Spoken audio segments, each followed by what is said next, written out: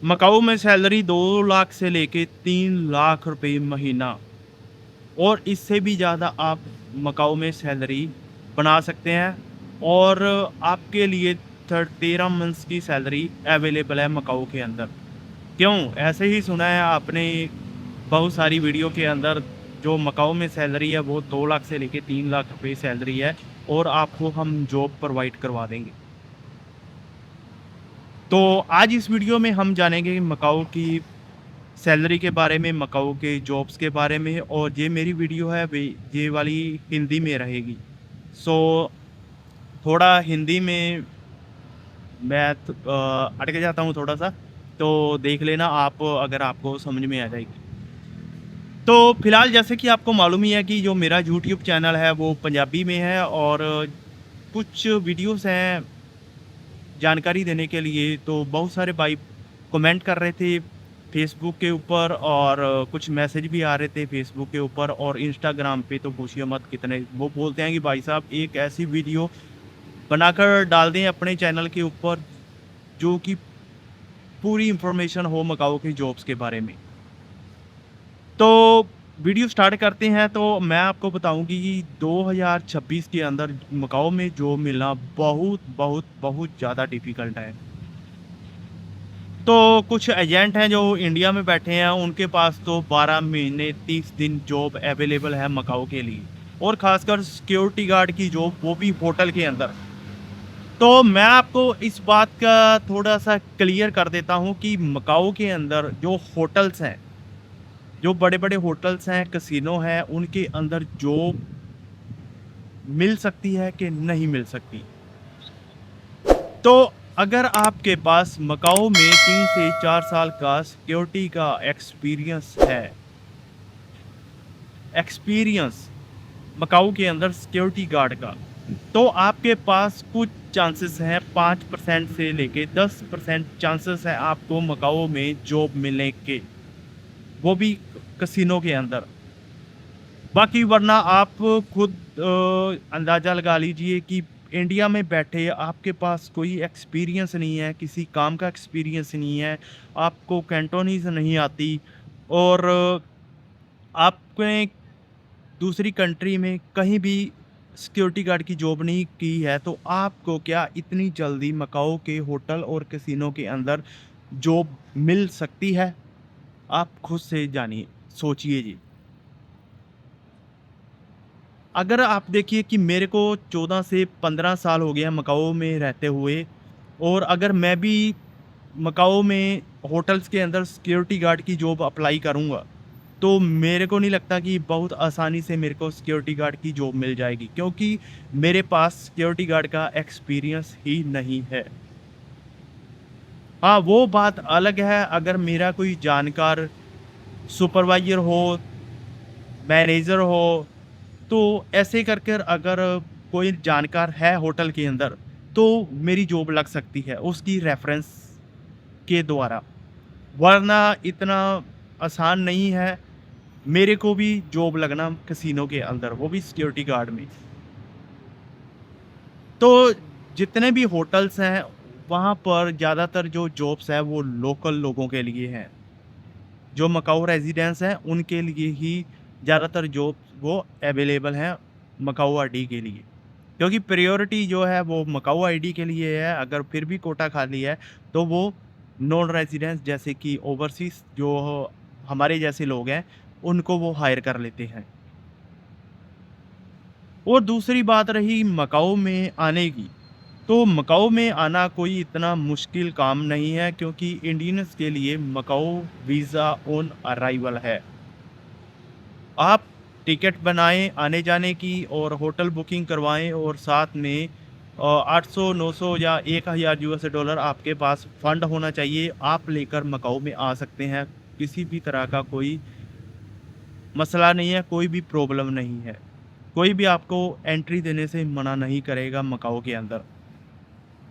आप नहीं आप आओ, चाहे अपने बच्चों को लेकर आओ, तो हो सके आप अपने पूरे गाँव को भी लेकर मकाऊ में आ सकते हैं। इतना आसान है। लेकिन जहाँ पर आने के बाद जॉब लगना बहुत, बहुत, बहुत मुश्किल है। और कुछ भाई जो है वो पूछ रहे थे कि हमारा तो जी एक एजेंट ने ना ब्लू कार्ड ही जो है अप्लाई कर दिया है और हमारे को थोड़े दिनों में ब्लू कार्ड मिल जाएगा और उसके बाद जॉब लग जाएगी। ब्लू कार्ड आपको तब इशू होगा जब आपके पास मकाओ में जॉब होगी। सबसे पहले काम है जॉब का। आपके पास वर्क है, वर्क जैसे कि कोई एम्प्लॉयर आपको हायर कर लेता है, हायर करने के 1 मंथ के बाद आपका जो है ब्लू कार्ड आपको मिलेगा। ब्लू कार्ड ऐसा नहीं है कि आप जहाँ पे रेज़िडेंस होगे, टेम्परेरी रेज़िडेंस है, वो आपका एक परमिट होता है। तो जो ब्लू कार्ड है वो आपको क्यों अवेलेबल करवाते हैं? क्योंकि अगर आप कहीं काम पे जा रहे हैं, आप हर वक़्त अपना पासपोर्ट है, वो साथ नहीं लेके जा सकते, तो आपको ब्लू कार्ड इश्यू होगा और जैसे आप किसी काम पे जाते हैं, तो वो आपको आपका जो टीआरसी है, वो आपसे पूछेंगे। अगर आप पासपोर्ट ले जाएँ और आपके पास वो स्लिप है, जो फर्स्ट स्लिप होती है वीज़े की आपके पास वो भी है, वो भी चलेगी। लेकिन पासपोर्ट खराब ना हो इसीलिए आपको वो ब्लू कार्ड बना के देते हैं। और दूसरी बात ये भी है, जब तक आपके पास काम है, वर्क है, तब तक आपके पास ब्लू कार्ड है। सपोज़ करो आपकी कंपनी ने आपको ब्लू कार्ड 2 साल का कॉन्ट्रैक्ट के साथ आपको ब्लू कार्ड बना के दिया उन्होंने।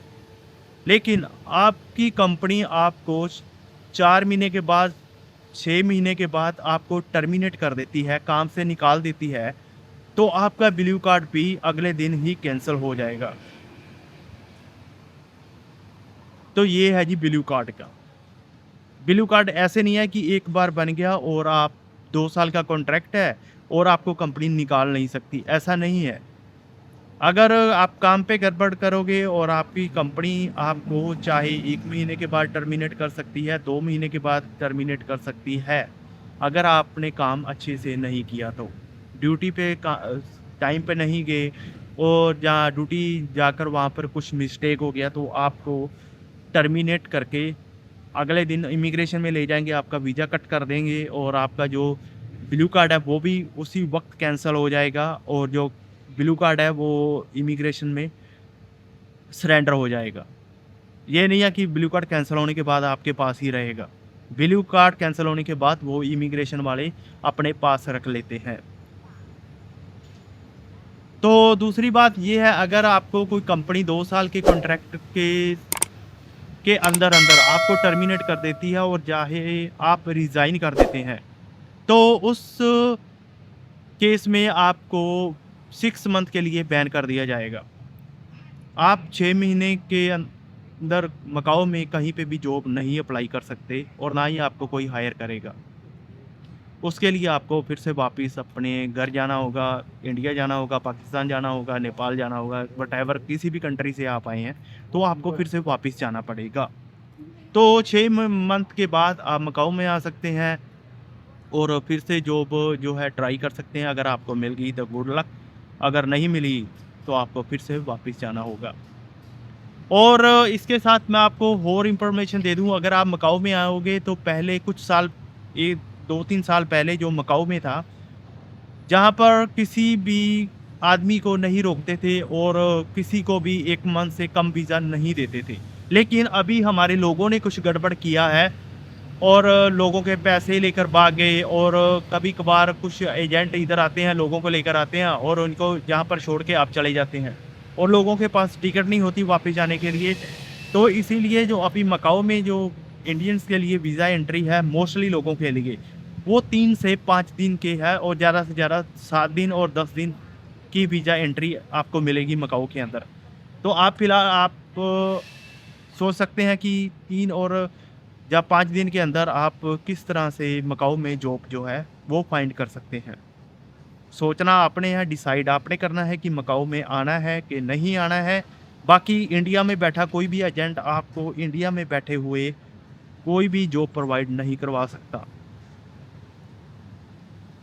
जहाँ पे किसी भी इंडियन की कोई इतनी कंपनी नहीं है सिक्योरिटी की या क्लिनिक की, कि आपको बैठे-बैठे वहाँ से इंटरव्यू देकर आपको वहीं से सिलेक्ट करके आपका वीज़ा वहाँ पे आपको प्रोवाइड करवा देगा। ऐसे ही जाल में कभी ना फँसें और पूरी इन्फॉर्मेशन के साथ मकाओ में आएँ और जॉब अप्लाई करें।